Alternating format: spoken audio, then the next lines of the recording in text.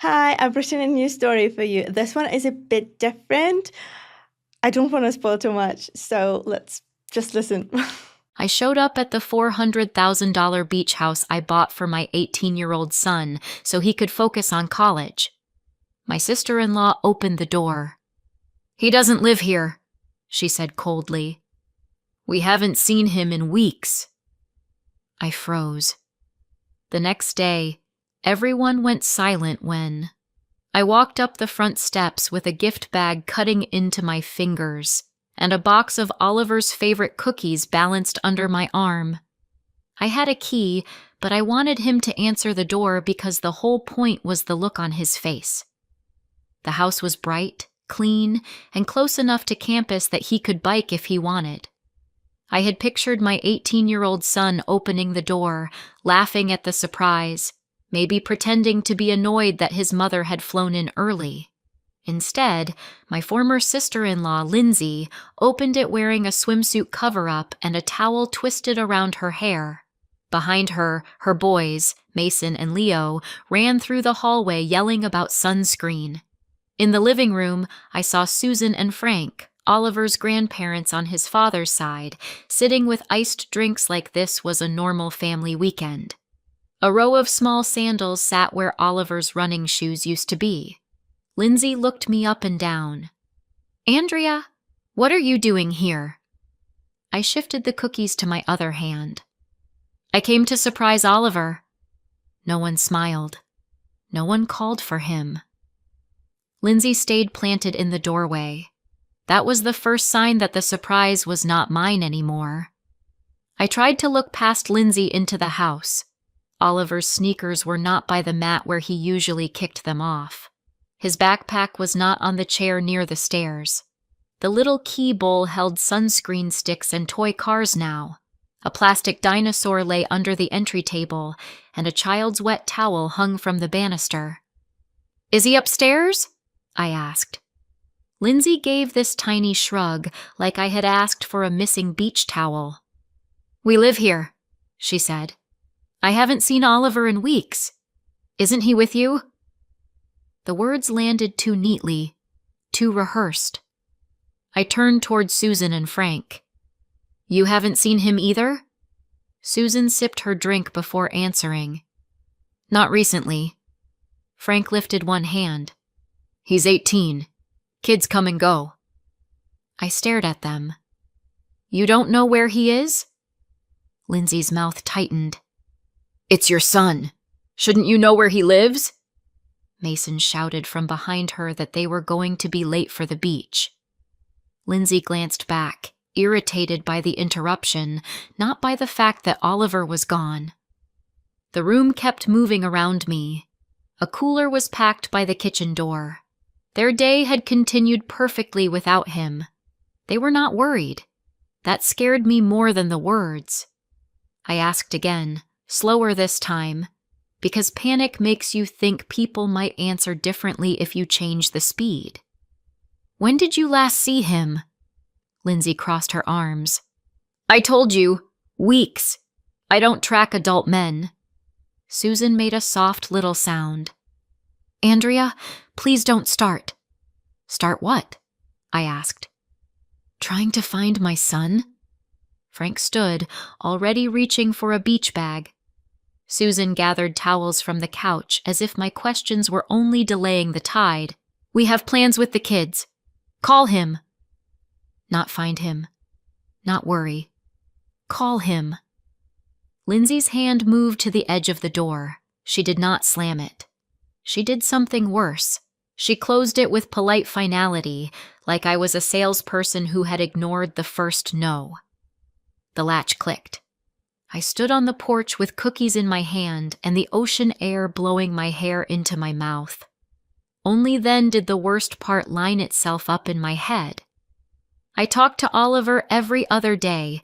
Sometimes it was short, sometimes just a quick call while he walked somewhere, but I had heard his voice. He had never said he moved. As far as I knew, he slept in that house last night. Somebody had been letting me believe a lie. I stepped off the porch and called Oliver before I reached the driveway. The phone rang until voicemail picked up. I hung up and called again. Nothing. I texted, "Call me now." Then I added, "Are you safe?" The 3 dots did not appear. I opened our last messages and saw normal little scraps of a normal life. A photo of coffee, a complaint about a lecture hall being freezing, him telling me not to send more socks. Inside the house, someone laughed, and I had the strangest urge to knock again and demand that they stop enjoying the day until I knew where my child was. I did not do it. I stood by my rental car and called a 3rd time. Voicemail. My hands were steady in that automatic way they get when you work in medicine, and fear has to wait behind procedure. Check the most likely person with information. That was Matt, my ex-husband and Oliver's father. He lived closer than I did. He had pushed for Oliver to choose a school near his side of the family. He should have known. I called him and watched the closed front door while it rang. Matt answered like I had interrupted a football game. "Where is Oliver?" I asked before he could finish saying hello. Matt paused. "What do you mean?" "I mean, I am standing outside the house, and Lindsay just told me Oliver hasn't lived here for weeks." Another pause, shorter this time. "Oh, yeah. I think he moved out a while ago." I gripped the car door handle. "You think?" "Andrea, he's 18. I don't follow his every step." "You knew he moved out and didn't tell me?" "I figured he told you." His voice had that old flatness in it, the one that made every problem sound like my volume was the real issue. "You coddle him too much. He's allowed to handle things." I asked where Oliver was living. I heard ordinary kitchen sounds on his end, dishes and a closing cabinet. Matt said he was not sure of the exact address. I asked why Oliver left. Matt said, "Family stuff. It wasn't that dramatic." I reminded him that he was the parent who lived nearby. He actually sighed. "Don't make this into some emergency." He sounded bored by my fear. Nothing in him rose to meet the moment. Not concern, not urgency, not shame. When I hung up, I knew less than before, except for one thing. Oliver's father had known enough to be casual. I called Oliver again and again while sitting in the driver's seat with the air conditioning blasting against my face. By the 6th call, I was bargaining with my phone like a crazy person. Just ring differently. Just connect. Just let me hear him breathe. I pictured hospitals, dead phone batteries, a car on the side of the road, every impossible thing arriving in a line because fear is not organized. I checked my email for old emergency contacts, then hated myself for needing them. I was about 2 calls away from giving myself a stress-induced cardiac event in a rental car when the line clicked. "Mom?" Oliver sounded tired, not hurt, and relief hit so fast I had to close my eyes. "Finally. Oliver, I was worried sick. Where are you?" There was a silence, and in that silence I heard him deciding which version of the truth to hand me. "I'm at home," he said. I looked at the front door of the house where he was not. "At home, where?" The next silence was longer. "Yeah," he said softly. I moved out. I didn't want to load you with this." He tried to make the sentence small.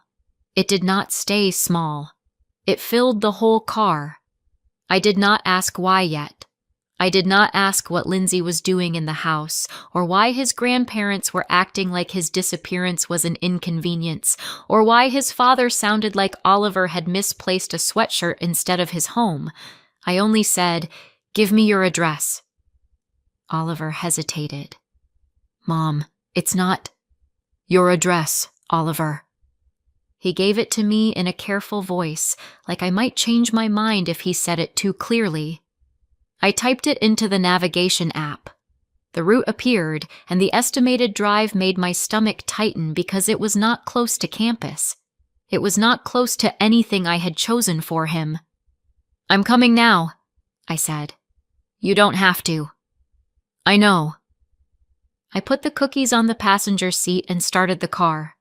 In the rearview mirror, the beach house sat bright and occupied, full of people who had closed the door on me. I pulled away without knocking again because the questions could wait and Oliver could not. I had spent years being told that good manners meant waiting my turn. My turn was over. The road gave me something to do besides scream. That was the moment I stopped trying to be polite before I was his mother. Hi, I really hope you're enjoying this story, because if you do, I want to tell you that I also post for a second channel, and my style of writing there is very similar to my style of writing here. So if you're enjoying this story, chances are you're also going to like the stories on the other channel. So check it out. There's going to be a link at the end of this video, and there's also a link in the description. Years before that porch, my marriage had worn down in a very specific way. It was not one giant betrayal. It was Matt letting his family decide the temperature of every room and expecting me to live in it. His sister Lindsay had always been the star. When she had Mason and Leo, the whole family orbit shifted even more. At one dinner, Susan looked at a dish I had brought and said, "Oh, Andrea, you really didn't have to try so hard." Matt kept eating. I waited, then finally asked him, "Do you want to say something?" He blinked at me like I had asked him to translate a language he did not speak. "What? Don't worry about it. You're making a big deal." Oliver was old enough by then to notice. He went quiet beside me and pushed peas around his plate. That was the night I realized he was learning the family rules in real time. Later, in the car, I tried to explain that standing beside me did not require a speech, just a spine. Matt sighed and said he hated drama. He meant my refusal to swallow it. That became the marriage in one sentence. "Someone hurt us," Matt called the reaction the problem, and peace was restored by silence. After we separated, Matt moved back to another state to be near Susan, Frank, and Lindsay. On paper, we were supposed to share custody pretty evenly.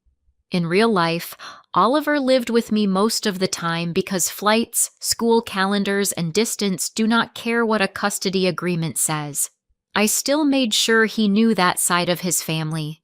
He spent longer holidays with them. They had Zoom calls. I reminded him to answer his grandmother's texts even when I did not feel especially generous toward her. I never wanted our divorce to become a border around Oliver. When he was finishing high school, he told me he wanted to become a doctor too. I had built a good career in medicine, and I understood exactly what that path demanded. He got into several strong colleges. Out of all of them, he picked one near Matt's family. Matt sounded pleased for once. Susan promised Sunday dinners. Frank offered to show him the cheaper grocery stores. Lindsay said the boys would love having their cousin nearby. "I'll have people close by," Oliver told me. I wanted that to comfort me. At the time, it did. That promise was the hook I wanted to hang my fear on. I ignored the small unease underneath it. The house came from that same hope. I had worked long enough and hard enough that I could do something practical for my son without turning it into a fantasy. When I found a small beach house near campus for around $400,000, I ran the numbers twice, then a third time because I am who I am. I put about $100,000 down. The mortgage was in my budget. The deed stayed in my name. But the purpose of the house was Oliver. Not an extravagant gift he could sell. Not a trophy. A safe place to sleep, study, cook bad pasta, and come home between labs without counting every dollar. I remembered studying until my eyes burned, then working shifts because rent did not care about exams. If I could keep Oliver from choosing between groceries and organic chemistry, I was going to do it. We unpacked dishes together. He chose the smaller bedroom because it got better morning light. He said it would help him wake up for labs. He taped his class schedule above the desk and laughed when I stocked the pantry like a storm was coming. We made jokes about me overdoing it. When I flew home, I thought I had covered every base. College started, and Oliver became harder to reach in a way that felt normal until it did not. Our calls got shorter. He would answer while walking, wind in the phone, saying he was headed to class or meeting friends. Sometimes he texted instead of calling. "Mom, everything's fine." I told myself that was healthy. He was 18. He was supposed to build a life that did not require reporting to me every 3 hours. So I gave him space on purpose, not because I stopped paying attention. I asked about the house a few times. "How's it feeling now that you're settled?" "Yeah, it's great," he said once. Another time, "Everything's good." When I asked whether he needed anything, he said no too quickly, but I filed it under freshman stress. I remembered being overwhelmed my first semester and did not want to hover. I asked if his aunt or grandparents had been stopping by. "Sometimes," he said. Then he changed the subject to a chemistry quiz. I let the subject change. Nobody tells you that being a good parent to a new adult can look exactly like missing a warning sign. He never once said, "I moved out." So I believed he had not moved out. That was the trap. The visit was supposed to be simple. Oliver and I had talked about me coming out, but my work schedule kept shifting, and we never nailed down a date. Then another doctor traded call with me, and suddenly I had a few days free. I almost texted Oliver. Instead, I looked at the small pile of things I had been collecting for him: coffee beans, a new stethoscope case, cookies from the bakery he loved, and thought, why not surprise him? He already knew I wanted to come. He just thought it would be later. I did not want to give him 3 days to clean like a hostage negotiator was coming. On the flight, I pictured him laughing at the doorway. I pictured us getting dinner near campus and him pretending not to be relieved that I brought extra towels. I even bought a campus sweatshirt at the airport because I wanted to tease him. I landed, picked up the rental car, and drove toward the house feeling proud of both of us. He had chosen medicine. I had given him a foundation. His father's family was nearby. It looked, from a distance, like a plan that had worked. Then Lindsay opened the door, and the plan split open at the seam. The navigation app sent me away from the beach, away from campus, and into streets where every mile felt like an accusation. The house I had bought was close enough for Oliver to get to an early lab without building his day around transportation. This address was not. "How are you getting to class from here?" I muttered to the empty car. When I arrived, I sat for a second before getting out. The building was tired in a way paint could not fix. 2 men were drinking on the front steps, even though it was still afternoon. One moved his foot only after I said, "Excuse me." The stairwell smelled like old takeout and damp carpet. A notice about unpaid utilities curled on the bulletin board. Oliver opened the apartment door before I knocked twice. He smiled like we were meeting for lunch. "Hey, Mom." Behind him, I saw a cramped living room, mismatched chairs, and 5 different student lives stacked on top of each other. His room barely held a bed and a plastic drawer unit. A textbook was open on the floor because there was no desk. I did not hug him until I had looked him over. "Are you okay?" I asked. Then I looked around again. "Why are you living here?" Oliver rubbed both hands over his face and motioned me toward the shared living room. A bike tire leaned against the couch.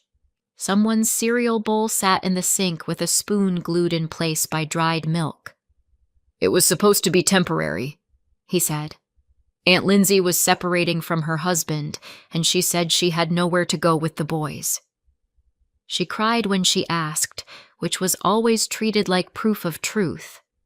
I sat across from him. Temporarily? Oliver, you haven't been there in weeks. He stared at the floor. Grandma and Grandpa said she needed the space more than I did. She had 2 kids. I'm just one person.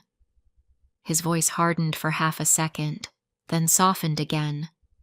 They kept saying when they were my age, they worked and rented rooms and nobody handed them a house near school. He said Matt agreed that a little inconvenience would build character. I heard the line under the line. They said I was spoiled. Oliver did not deny it. They said you spoiled me. He looked embarrassed, as if being given help by his own mother was something he had to defend in court. He had accepted their courtroom. That was how they got the door open. Once Lindsay and the boys were inside, the house changed one rule at a time. Oliver could not have friends over because Mason had trouble sleeping.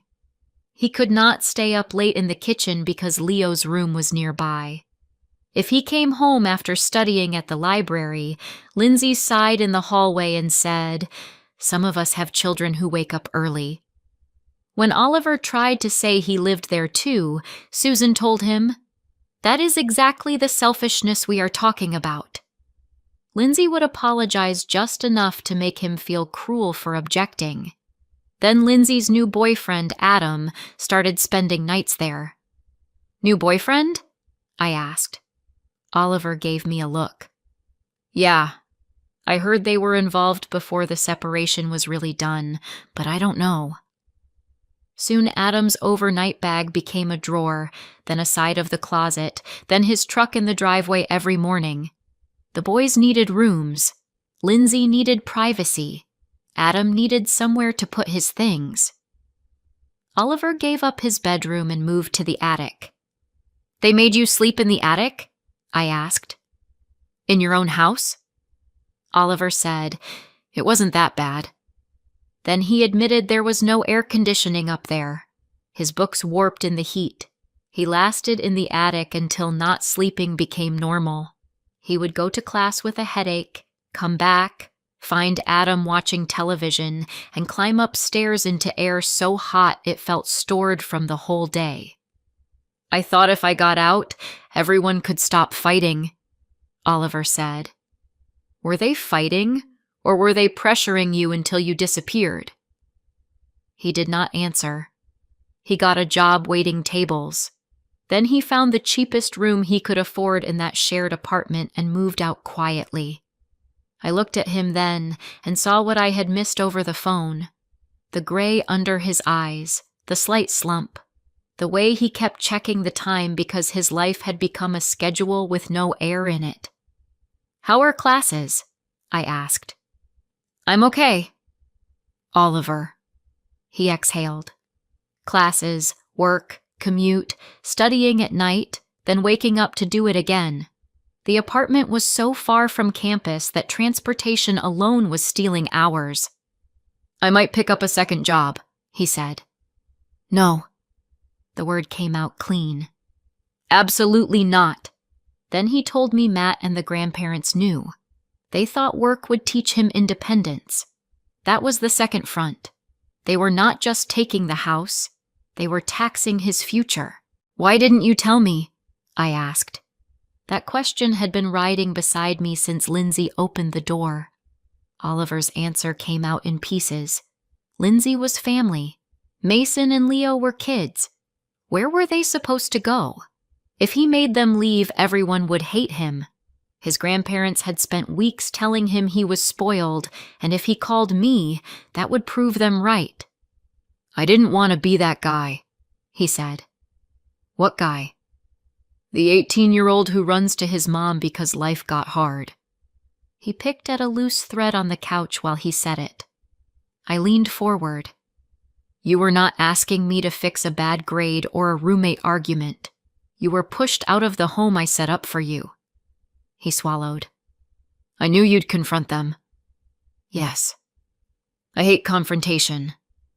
There it was, plain and familiar. Matt had taught him that peace meant letting the loudest person keep whatever they grabbed. Oliver had learned the move and paid for it with sleep, safety, and time. "Do you want to live here?" I asked.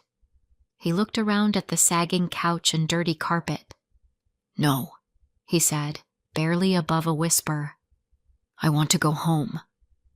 I heard enough. I told Oliver the situation ended now. He immediately looked nervous, like my certainty was a dangerous object. "Mom, they've been there for a while. You can't just throw their stuff on the sidewalk." "I am not throwing anything on a sidewalk," I said, "but I am taking back my house." I laid it out because he needed to hear the facts without family fog around them. The house was not Lindsay's. It was not Adam's. It was not even Oliver's to give away. My name was on the deed. I had put around $100,000 down. I was paying the mortgage every month. I bought it so Oliver could study without working himself sick to afford a bed 45 minutes away. I did not buy it so my ex-husband's sister, her children, and her boyfriend could create a new life inside it while my son waited tables and slept in a rented box. That evening, I spoke with a local property attorney, confirmed what I already knew, and got the written notice prepared. I put proof of ownership in a folder. Receipts, mortgage records, and the deed copy were not opinions. Oliver listened like each fact straightened his spine a little. I was not planning a tantrum. I was finished asking permission. Then Oliver mentioned the party. He said it almost by accident while I was putting the attorney's number into my phone. "They're having people over tomorrow." I looked up. "Who is?" "Aunt Lindsay and Adam, his friends, some of his family. Grandma and Grandpa have been making a big deal about it." The beach house, apparently, was now the stage for Lindsay's fresh start. Adam had connections in town. His friends mattered.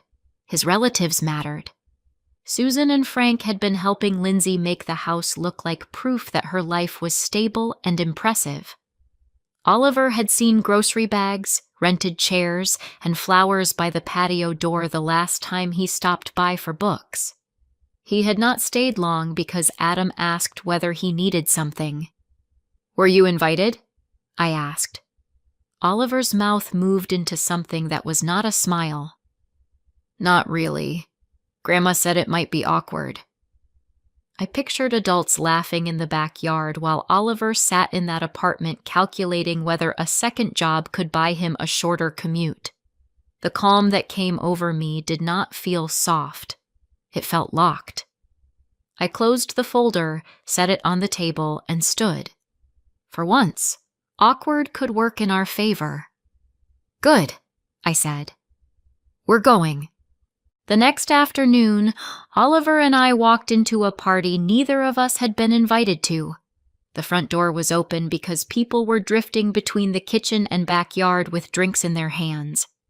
Music played low, the grill smoked, and every surface had been cleaned in that frantic way people clean when they want strangers to believe this is how they always live. Lindsay saw us first. Her smile froze, then rearranged itself for the audience. "Oliver, Andrea, I didn't know you were coming." "We heard there was a gathering," I said. Susan appeared behind her, eyes sharp. Frank stood near the cooler and suddenly found the label on a bottle fascinating.